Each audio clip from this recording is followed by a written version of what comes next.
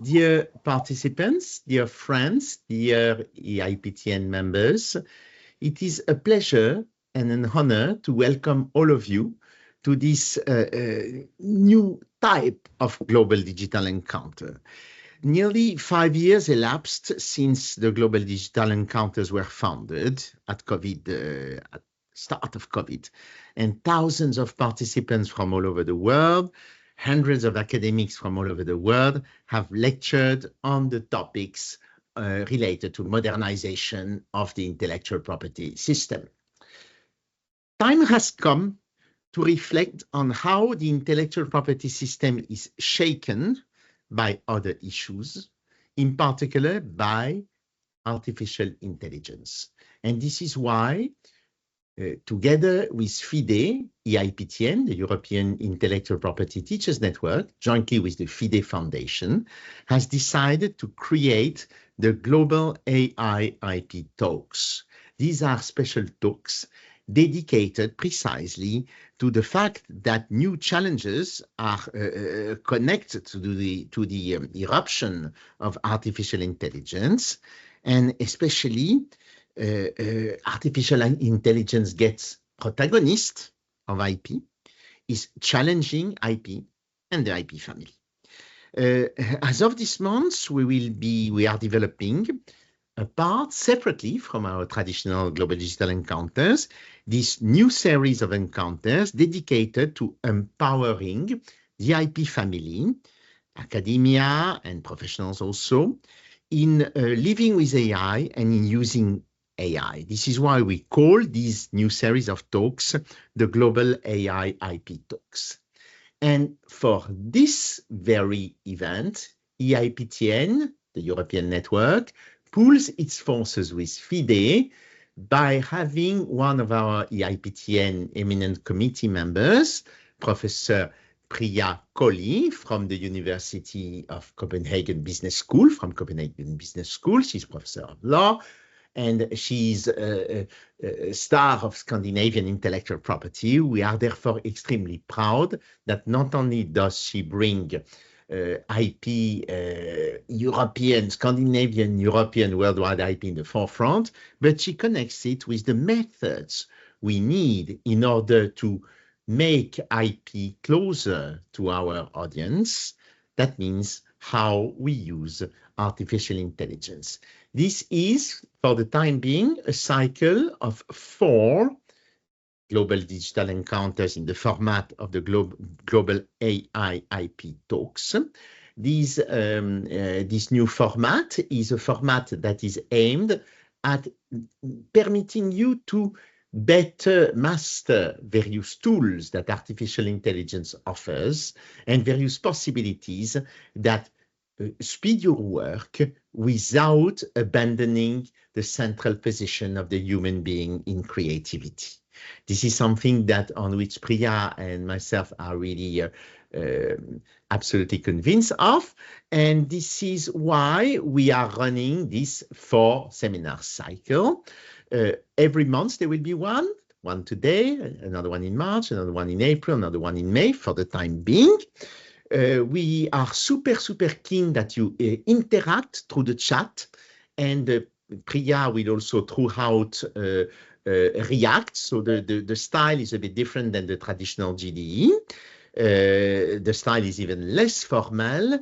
The activity is not from a screen to you. It is from you to the screen and from the screen to you. Artificial intelligence is with you today. So, dear participants, enjoy. I want, before giving the floor to Priya, to thank her for the immense work she's done for preparation of this activity. And also, I would wish to thank all EIPTN committee members and Fide for supporting this project. Also, I would wish to thank all the sponsors of this pro bono activity. This is as this Fide activity and any EIPTN activity, an activity of volunteers who do it only for the pleasure of doing it. The current conference and the next ones will also be recorded, so you will have access in a few days to it. There will be a report out of it, and the slides will be also posted so that you can also check again what you've studied with us today. But be cautious, it is worth attending and not only listening at the recording afterward, because during this presentation, you are able to interact through the chat and we are replying to your question. This activity is made for you. Well, Priya, the floor is yours. I'm sorry if for this very first one, I took a bit too much of your time, since our Global Digital Encounters AIIP lasts 62 minutes and no more. The floor is yours. Thank you, Laurent. Thank you so much for that wonderful introduction. I think I will start by sharing my screen with you. Let's see.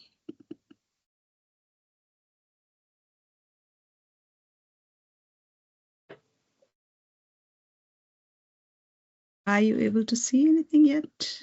Not yet. Not yet. While you are sharing the screen, I just remind all participants who are academics that EIPTN, the European IP Teachers Network, welcomes you anytime. So feel free to apply to join our network. This is free. This is something open to academics, and we are already 900. We want to be always more and more, and in full solidarity. Thank you. So I would like to start off with a disclaimer, which is that we all have to accept for the moment that AI can make mistakes. So please don't use it or follow it very blindly. At times, when I give you some examples, you can also see that it can spew fake content. So it cannot replace your teaching just yet. And anytime you put or post anything using AI, I would urge you to check the content that is generated before you post it. So this is a tool that we can use. And today we'll talk about how you can use it to generate and also to enhance the quality of multiple choice questions that many of us use while we teach intellectual property law. I think the main benefits that I find is that we can ensure diversity in the level of difficulty of questions and also the depth. It's quite easy to provide explanations and alternative versions if you use AI. And then at times I've also used it to validate through AI-assisted review, validity of the questions, but also the type of format at times. So my idea is to go through sort of like a step-by-step guide. And the guide would entail that the first step always is to define your learning objectives. Then we have to choose the kind of AI-powered question generation approaches. After that, we need to structure, and we learn how to structure effective MCQs using AI. And then also how we can use AI to test and improve our questions that we make. And then what is the method of validating and testing? And then towards the very end, I will talk about some common pitfalls that we need to avoid while using AI. Please feel free to post your questions along the way, and Laurent will pick them up as and when he thinks it's suitable. So the first thing that is usually recommended is that we should define the learning objective to the AI tool that we are using.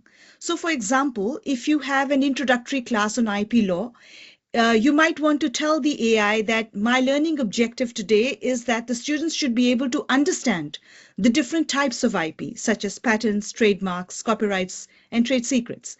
So it is very important to define the learning objective at the very outset so that the AI can tailor make the questions according to our needs. Then the second thing that I'd like to focus on is that there are, of course, multiple ways to generate MCQs, but I will talk about the two main ones. One is the AI prompt-based generation. So here you would use a tool like ChatGPT with very specific instructions. So you might say, generate 5 multiple choice questions, and each question should have 4 choices. And at the very end, please give an explanation of the correct answer. If you wanted to refine it further, you might want to specify the level of difficulty. So are you pitching for beginners? Is it intermediate level you're focusing on, or is it advanced learners that you have? Then you might also want to tell the AI to include real world case references. Sometimes I personally like to ask for common misconceptions as distractors. So this is one way to generate questions. And another thing that you could do with AI while generating questions is you could upload a bit of text. So this is called AI assisted text analysis, where, and of course, we are all IP lawyers, so we have to be careful that we are not, generating or uploading books or whole articles. So I would upload only a couple of pages, but you might want to check with, what does your university say? What are you allowed to do? And based on that, you would upload a couple of pages, and then you would ask the AI to extract the key legal principles and then generate questions based on those legal principles that you want to teach. So for instance, your workflow could look like this: extract key concepts from the Berne Convention on Copyrights. Then the AI would summarize the key points. And then you could ask the AI to generate multiple choice questions based on the extracted concepts. Yes. So for this, we have absolutely no problem because this is the Berne Convention. Yeah. Clearly enough for all of us, we should check in our constituency, in our country, in our university, what are the rules for uploading the text as a basis for the AI. So in a sense, what are the, for educational purposes, exception for educational purposes, what are the exact limits that apply for our specific context? So we know, as Priya has mentioned, that in each and every of our constituencies, there is a way to do it. Yes, and absolutely. Also for treaties. Yes, absolutely. So we have to respect the IP laws while teaching IP law. And then how to structure effective MCQs. So one principle is, which we do also when we manually create them, we have to avoid ambiguity.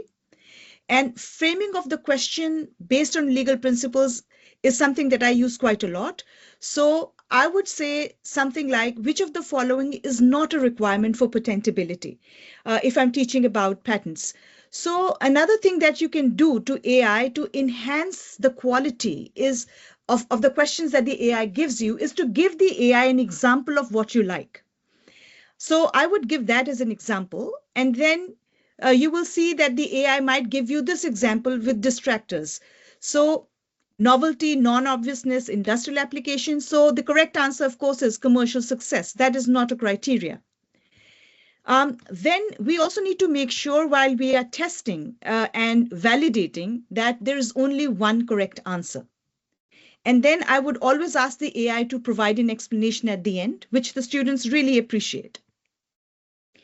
Besides that, you can use AI to test and improve questions. So if you already have a question bank, then you could upload that and then ask the AI to analyze those questions that you've created for clarity, for difficulty, and fairness.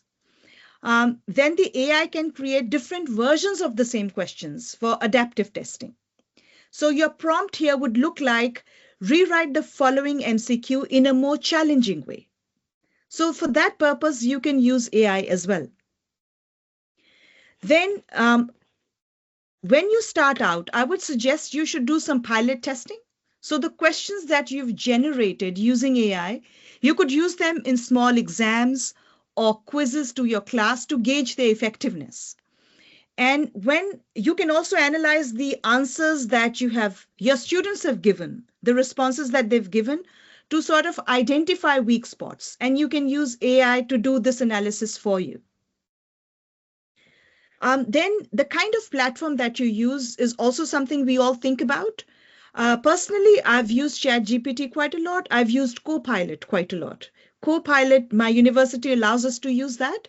So I've used that. But there are also other platforms like Quizillion or LexisNexis also has their own AI. So you can extract legal principles for question creation from that one. Now I think I'll give you a few concrete examples, and then we can take your questions also towards the end.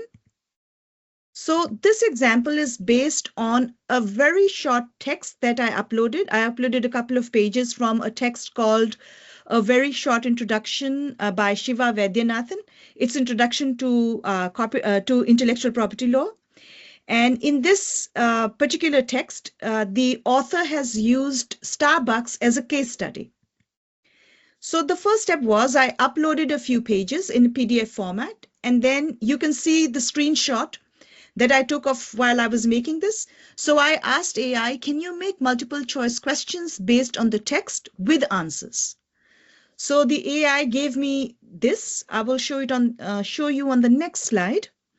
So these were the questions, and these have the answers. So the first question that was made was, why does intellectual property matter in the global commercial ecosystem?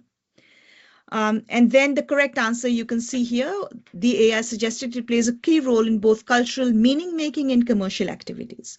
Then there was this question that AI generated on Starbucks, which was the case study in this text. And the question was, how has Starbucks leveraged intellectual property to become a global brand? These questions were made for a class of IP law to non-law students. And this was the first lesson with me. So that's why the level of questions you can see is very beginner level. And then these were some of the other questions. So in this class, we wanted to talk to them about what is a trademark, what is a copyright. And that's why we took this as a case study, a Starbucks case study, to share an example which they could relate to. So here the question was, which of the following is an example of a Starbucks trademark? And of course, the answer is quite easy, the Frappuccino name and logo. And then there was a question on the types of intellectual property law. Now, for a beginner level, this may be fine, but for classes at university where you have intermediate or advanced level, this is too basic. So what can you do for them? We'll just discuss that in the second example. So this is the second example. Here, the AI that I'm using is Copilot. Copilot, it comes together with your Microsoft package. So all of us have access to Copilot, all of us who use Microsoft. So here I uploaded the new design regulation, and I asked AI to generate some questions based on the new design regulation. So the AI came up with questions which are quite factual, as you can see. So the first question it came up with, what is one of the main goals of the EU design regulation? And the answer it suggested is to align design protection in the digital age. Then the second one is just based on facts. When will the community design regulation start to apply? And then the next question was, which committee within the European Union is responsible for the new design regulation? And I didn't want to use these type of questions because these are quite factual. So I would, in my final analysis, weed these out. I would probably keep question 4, which is about what new technology is specifically mentioned as being accommodated by the updated design requirements. And then I might even have a follow-up discussion in class based on this, because the answer is 3D printing and this is something new. So what can you do in order to not end up with factual questions, right? So here it's all in the prompt. So we have to come up with prompts which take us in the right direction. So I would ask the AI specifically to talk about conceptual questions, or to come up with conceptual questions that test not factual knowledge, but concepts. And I will very briefly give you another example of that, a good example as well as a bad example. But just to sort of tell you what the guidelines, what are some of the guidelines that may be followed. So one is that we have to be very clear and specific. So an example would be, instead of asking, tell me about history, I would be very specific and say, can you summarize the causes and effects of French Revolution? Then, in order to come up with good questions, I would also provide some context. So I would say, for example, if you are asking about a specific topic, you can provide some background information. So you say, I'm writing a paper on climate change. Can you explain the impact of greenhouse gases? So this is providing context. Then instead of asking yes, no questions, you would ask open-ended questions. So what are the benefits and challenges of remote working, for example? And I would use very simple language. I would avoid jargon. So what are some of the new features of the Apple iPhone, or is better than, can you elucidate the characteristics of the latest Apple smartphone? And then keeping it concise is also very helpful and very effective. So just ask very directly, explain the concept of whatever you'd like to figure out. Then specify the format as well. So here, when we are talking about multiple choice questions, I'm very specific that could you please make multiple choice questions, each having 4 options with the right answer at the end. So you can specify your format and then the AI would respond like that. Then oftentimes it's helpful to include an example of what you want. So if you were writing a short story, then you would, for example, say, this is what I like, and the AI would respond to that. At times, you will also find that it's beneficial to ask follow-up questions. So if you have used Copilot, you know that it always suggests some follow-up questions as well. And at the very end, it's a good idea to test and iterate. So if you've given a prompt and it says something to you, you might want to ask the AI to explain it even further and to give a detailed response. Then I would focus on common pitfalls that you can avoid. So, of course, like we said, we should try and avoid generating overly complex questions. And then avoid creating, sorry, Laurent, you wanted to ask something? Yes. What do you intend by generating overly complex questions? This is something we have discussed early in the preparation of this activity, so that for our audience, we understand what's the level of complexity that the current AI, generative AI engines may support. Yes, I will give you an example, actually, of an overly complex question, just within a second or two. So, right.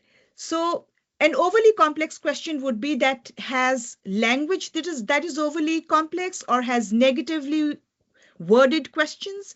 So if you have a look here, this is an example of an overly complex multiple choice questions, and it encompasses most of the pitfalls.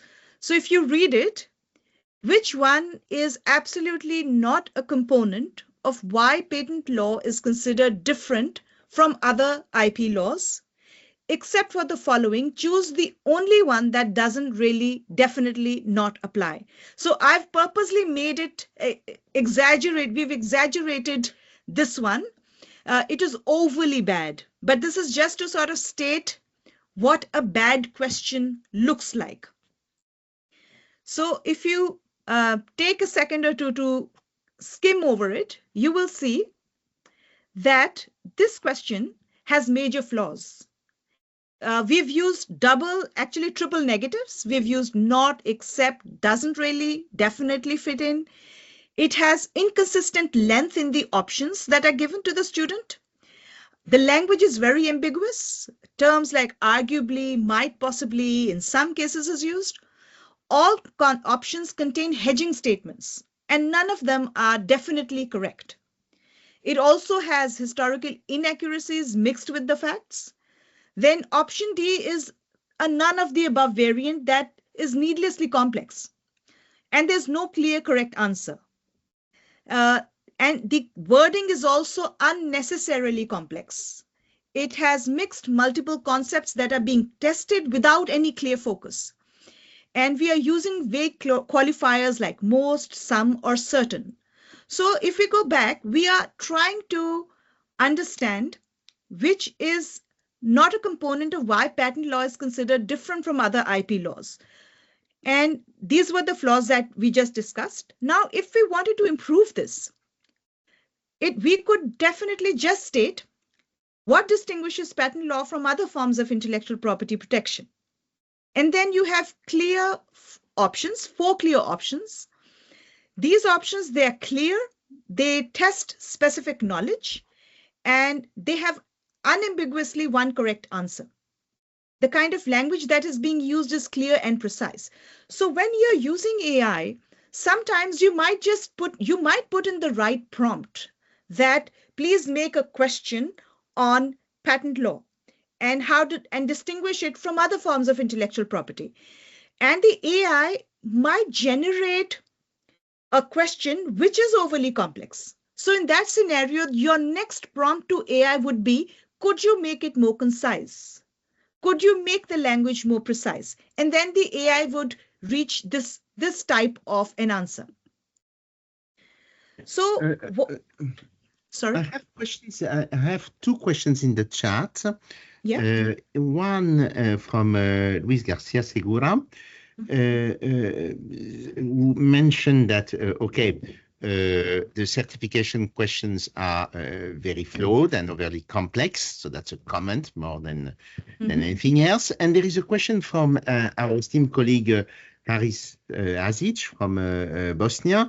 In preparing MCQ, is it better to use traditional LLMs or the more novel reasoning models? I would say it depends on what you want to achieve.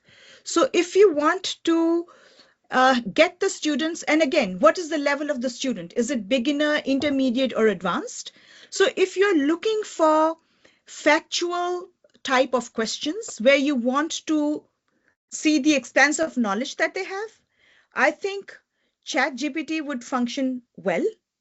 And again, there are new versions coming all the time, so you can try different versions. But if you wanted to have a more complex sort of questions where you want to test their conceptual understanding, then I think Copilot at the moment works really well.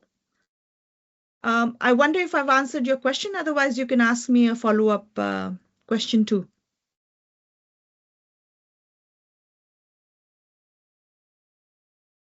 I think it's all right for Haris. Okay. Answer. Okay. Thank you so much. Yes. So what are some of the guidelines that we should follow to ensure that the AI generated questions that test conceptual understanding rather than factual recall? So here, I would recommend that you should ask the AI to create scenario-based questions.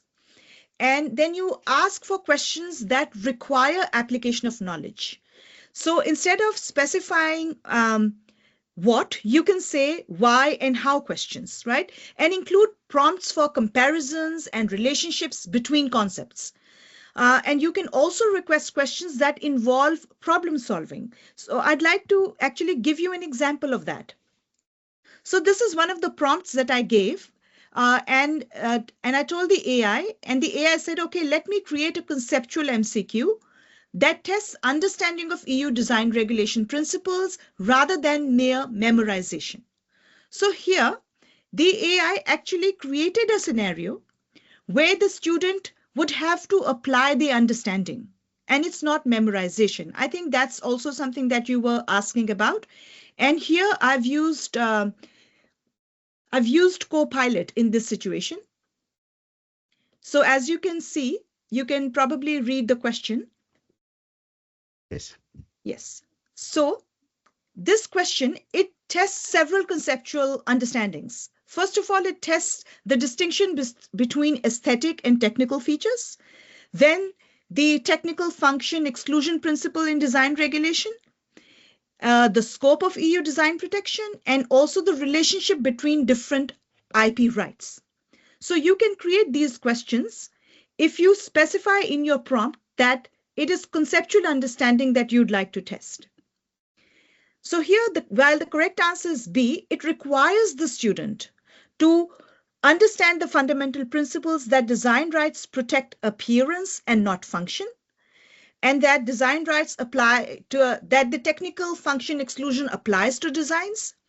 And then it recognizes that different IP rights serve different purposes. So if the student doesn't know this, they can't answer this.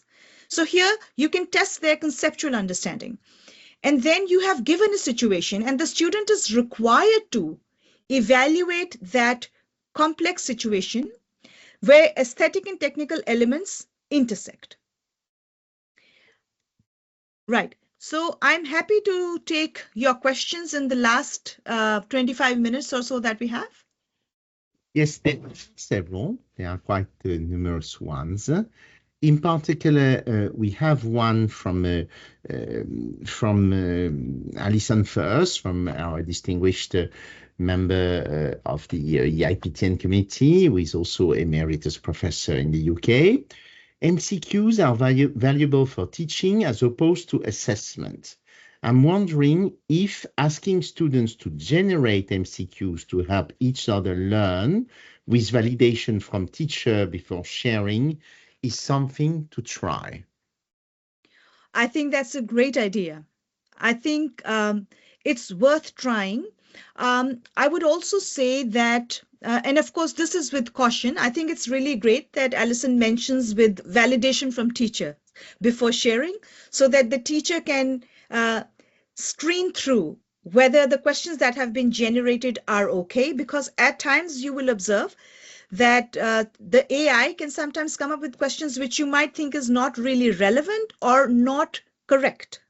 So that can happen. So yes, I think it's a great learning tool for the students. In fact, I also encourage my students to try different AIs. If some of you may have seen Notebook LM, which is the Google tool AI.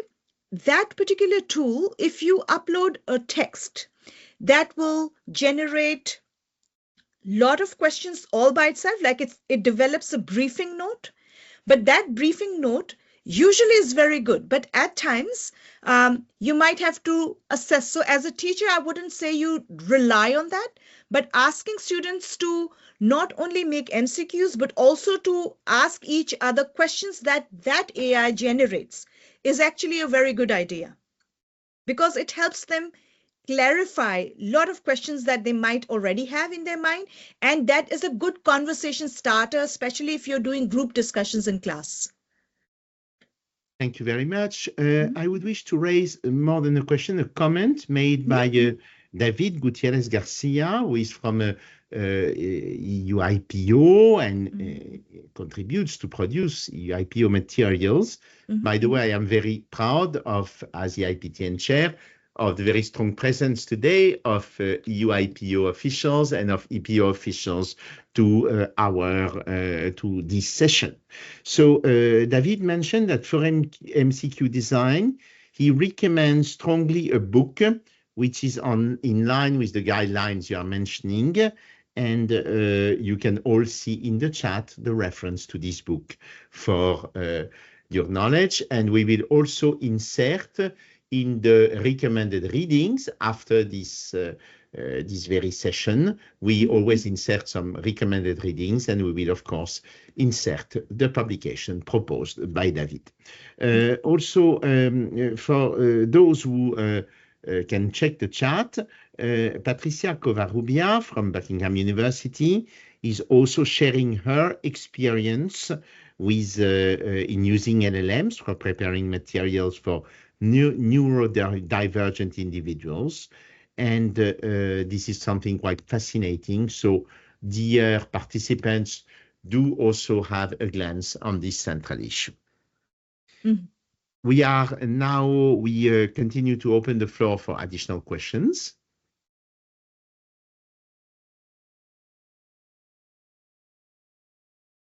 I may have a few in the meantime that I would wish to raise. What techniques can we use to make the AI generate questions that test higher order thinking skills rather than just surface level knowledge? So how do we manage really to build up on this? You already mentioned some elements of this, but this is, of course, an issue that interests a lot academics and also professionals on how to establish systems that permit to fine-tune to the right audience. Yeah, So one of the things, like I said, I think it's all in the prompt that we write to the AI. So if we specify, for instance, that we would like to, and you can use it for many purposes. So you might want to say that I'd like to test the conceptual understanding of the student. So in that sense, and you specify the boundaries. So then the AI will come up with specific questions that test the conceptual understanding, like the one we saw towards the end on design regulation. Another way of focusing on, and I use it for case law as well, and we have a full workshop dedicated to case law towards the end of the spring semester. So you could also, for example, use cases and then specify what exactly you would like the student to be questioned on in that case. Is it the principle? What were the key findings? What did the court say? So all these elements can be raised using, questions can be made using artificial intelligence. So here the first step would be to upload that material. Again, only those pages that you think that you're allowed to on the AI tool, and then ask the AI to frame those questions. I hope I've answered the question. Yes, I think you've answered thoroughly. I have another question, if I pause. Let me just wait for a second. Some AI screen opening. Something is in these days of political turmoils. This is more a bit political. How can we ensure that AI-generated questions are culturally sensitive and inclusive while remaining effective assessment tools? This is something that is very important. European university models. We need to be super effective in terms of assessment, keeping a high level of excellence, and at the same time, we intend to be inclusive culturally. So how would you use AI for this? Yeah, I think one thing is that we always need to review the questions that AI makes. So we have to review the questions for bias. That is one of the main problems of AI, because bias is a huge problem generally as well for AI related materials that are generated. So I would always suggest the first thing is to review the questions for that bias. Then also instructing AI to use inclusive language and inclusive examples. That's also quite helpful.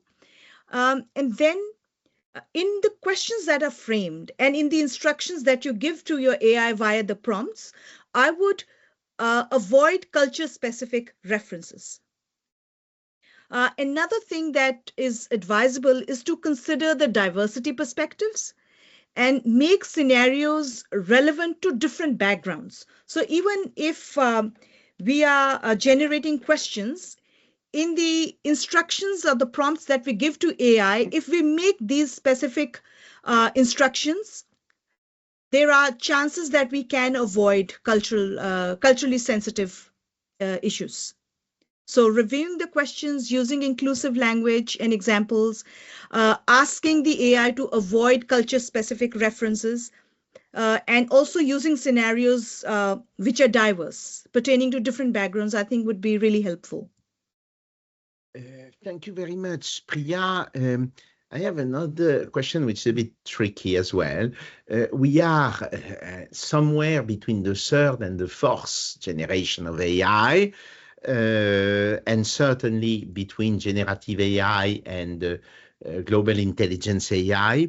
What strategies can we use to make AI generate questions at different cognitive levels, of course, but above all, how can we verify the accuracy of AI-generated questions and answers, especially for highly technical or specialized subjects? We hear a lot about the disclaimer you've mentioned at the start of your presentation, caution AI is not the truth. Check and check and check. So how can we verify through AI or through other means what breakdown to do between AI and other means to verify the absolute accuracy of AI-generated questions and answers? Yes, I think that's a very good question. It's a question that many of us struggle with, verifying the accuracy. So some of the techniques that may be used is one is of cross-reference AI generated content with authoritative sources. So I would always cross-reference. Sometimes I would also ask the AI to cross-reference. And then I would check the reference that the AI submits. Then if we are the expert in that particular area, then we can definitely check the subject matter and review the questions that are being made. And if we are not an expert in that particular area, then it is really helpful to get an expert to look at it, to review the questions. So for instance, I may be good at IP law, but I may not be good at tax law at all. And if a question on tax law somehow becomes relevant for me, then I would ask my colleague to review that. But I would actually start by cross-referencing with the help of AI. And then oftentimes, I think it's a good idea to check also for logical consistencies. So verifying accuracy would include definitely the subject matter, but also logical consistencies. And then I think it's extremely important to verify that the correct answer which you are stating is unambiguously correct. And that again helps, cross-referencing would help here as well. Did you experience various AI tools to cross-reference, to cross-check each other? I have used Copilot and Claude, oftentimes to cross-reference and check. But because I teach IP law and I teach a discipline I'm quite comfortable with, I actually check with the source. So if I'm unsure of what's coming up, then I would actually log on to Google Scholar or to check my own resources to make sure that the answer that is being given is unambiguously correct. Yes, this is a fascinating reply of law professor. Thank you very much, Priya. I have one question from Daniel Enrique Aldana Lopera. In the context of creating MCQs using AI, how can we ensure the data privacy of the questions? And how do we prevent the AI from being misused, like students using it to cheat on exams? Yes, that's a question that is being debated in many forums. And so it has a ton of questions in one question. I'll try and address each one. So how can we ensure that the data privacy, how can we ensure the data privacy of the questions? So I wonder whether the person who's written the question means that if they have generated a question bank or a set of questions they don't want other people to use. Is that what we're talking about? Yes, in the sense, yeah. They don't want that some elements of privacy, of data privacy raised in the questions be made public. I think that would be incredibly difficult. You can instruct the students who are answering the questions to not share them, but I wonder, I would find it incredibly difficult to safeguard that, if that's the point. Yeah.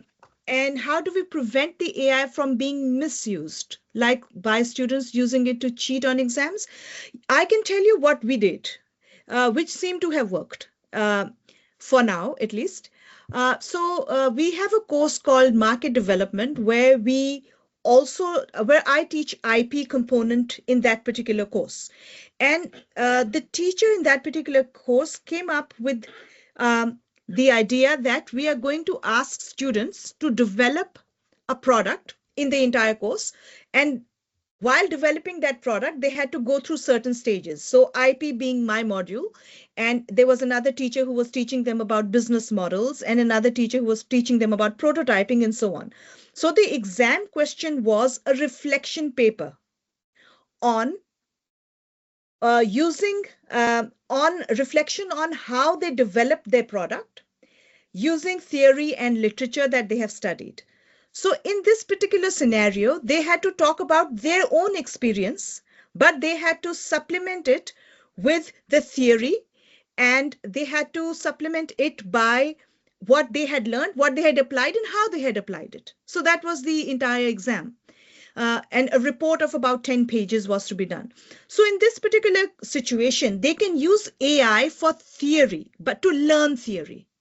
They can use AI maybe also to say, to figure out what business model may be relevant for them. But in the exam, they had to offer their own reflections. So I think if you get the students to do reflection work, you might be able to prevent them from cheating. So here they would be using AI like they would be using books, like they would be using theories, like they would be using literature and articles that we ask them and expect them to read. But they cannot ask AI to do their work for them directly. So this is one method that seems to have worked for now. Indeed, and this is much connected to what can we prompt with the AI? How can we prompt the AI to generate plausible distractors? Yes, exactly. Including to avoid being used at exams. So how can we help AI creating wrong answers? This does not only relate to exams, but this also relates to whatever types of testing, research, or whatever that students may try not to do independently by relying on AI. It is not, I think it is not that we should be against AI. It's useful for students, it's useful for us. But clearly enough, students should develop DNA of researchers, of pre-researchers, and not only rely on what you find in the shelves. So how do we work on this? Yes, I actually would like to add one more thing to that question. I would also say that creating questions that are scenario based, that require application of their knowledge, that can also help. Because yes, they can use, and when they are sitting in an exam room where they don't have access to AI. So this is a question paper they get when they enter the exam room, and they don't have any other access to internet or any other resources. So here you are giving them a scenario and they have to answer there and then. So again, in this is the old style of examining. So here again, AI cannot be misused. AI can be used in preparation stage, just like you would be using books. And I think as a teacher, I would not be discouraging my students from using AI. I would actually be encouraging them to use AI responsibly. Because I think we are not at that stage where we can prevent the students, or where we should prevent the students from using AI. So I'm all for using AI, but in a very responsible way. I think that this is a fascinating comment, and this is exactly the point where we wanted to bring all this group today. The fact that these series of seminars are not an anti or pro AI plea. No. This is simply, and this is essentially and above all, a tool, a way to permit us to incorporate AI that shall not disappear from our life. On the contrary, in our thoughts, in our operations, in the projection we want to make towards students, and we want students making towards us. So this is something that is quite essential. I'm really grateful to Priya for the splendid exercise she made today, with thanks to also all of you and to all your brilliant questions. Priya, do you wish to say a few words before I formally conclude, or a few, let's say, final messages you want to pass on to our colleagues? Sure, sure. First of all, I'd like to thank everyone for coming, and also to you, Laurent, for giving me this opportunity to share some of my experiences. And also, like, I would like to end by encouraging all my colleagues here to experiment and use different AI tools that they have access to. We all know, I mean, I know for sure that Copilot is something that universities here in the area that I work in, they are all for it, that you can use Copilot. And then I would also encourage all the colleagues to attempt using maybe AI, different AI tools, and pilot test their questions in smaller numbers, for example, in their class. And then the more you use it, I think the better hang of it you are going to get. But it is not something to, I mean, I'm not anti-AI at all. It's just that that's what we are doing here. We're trying to use AI to generate multiple choice questions, and how can AI assist us in our endeavors of teaching students. And I think it's a brilliant tool for many reasons. Today, we've just looked at MCQs. Next time, we'll look at something else. But please experiment with it. It is really helpful. It is like having your own assistant. But like you would check the work of your assistant, you would also want to check the work of the AI that you are working with before you put it out in the world. Thank you very much, Priya. Thank you for these final comments. And this brings me to reminding you our next workshops on the 11th of March on creating podcasts with AI. We are hopefully for many of us teaching in presence, but we need students since COVID times need a lot of podcasts even in in-presence classes. And there are also classes that are not in presence because we have developed also new skills, new DNA. So creating podcasts with AI is a big priority. We'll meet on the 11th of March for this. We'll meet on making reading guides using AIs in April, in late April. And again, in May, you have all the dates on the website of Fide. In May, again, making case law summaries using AI. For all those of you who want to stay in touch, for those who are not active yet in EIPTN, also to be closer to EIPTN, please do not hesitate to contact us at the following address, and we normally reply very rapidly. So I just post the address. We are super happy that Fide is next to us in this exercise. It's actually a joint exercise of Fide that has a mandate of disseminating knowledge in many fields, in particular in law, all around Europe and the world, and EIPTN that has another mandate that also connects to it, that is promoting IP teaching and IP teaching methods and IP reasoning throughout the European continent. So we are so proud of this collaboration, and we wholeheartedly thank, of course, and above all, Priya, who really volunteered for this four sessions exercise. We remind also all those of you who are members of EIPTN, who are academics, that they can join the IP and AI working group that has been created at our last General Assembly in Brussels in October 2024. So please write us at info@eiptn.eu so that those who are really interested in going further in this, under the leadership of Priya as group chair, follow this work with all of us. So again, all our thanks.